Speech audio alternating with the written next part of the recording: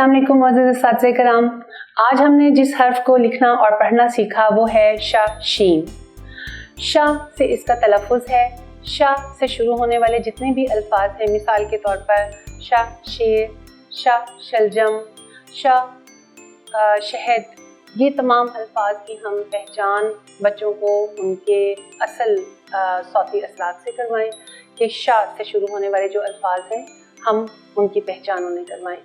और लिखने के लिए इसके लिए सबसे आसान तरीका ये है कि चूँकि बच्चे सीन लिख चुके हैं और सीन लिखना जब आ जाता है उसके वो 3 नुक्ते डालकर 3 शोशे बनाकर उसके बाद आप नीचे आधा गोल दायरा बनाते हैं, निस्फ दायरा जिसे हम कहते हैं, और जो आधा लाइन से नीचे होता है आधा लाइन के दरमियान में आ जाता है।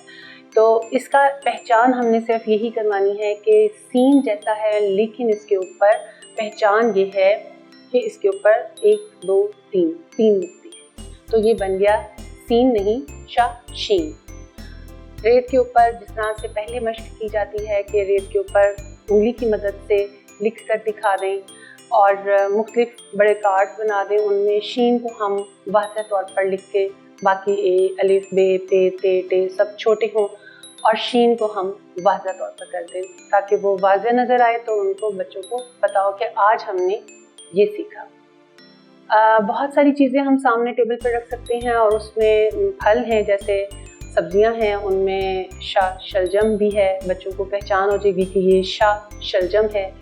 और शा शेर, जंगल के जानवरों की तस्वीरों में शा शेर को प्रोमिनेंट और वाज़ेह करके बड़ा करके उसकी तस्वीर बना दें तो शा शेर की पहचान हो जाएगी। इसी तरह से मुख्तलिफ बच्चों को आप तरीके से उनको बार बार दोहरा कर उन्हें पहचान करवाएं ताकि वो उन्हें अच्छी तरह से याद हो जाए। उम्मीद है कि ये वीडियो आपके लिए मुआविन साबित हुई होगी।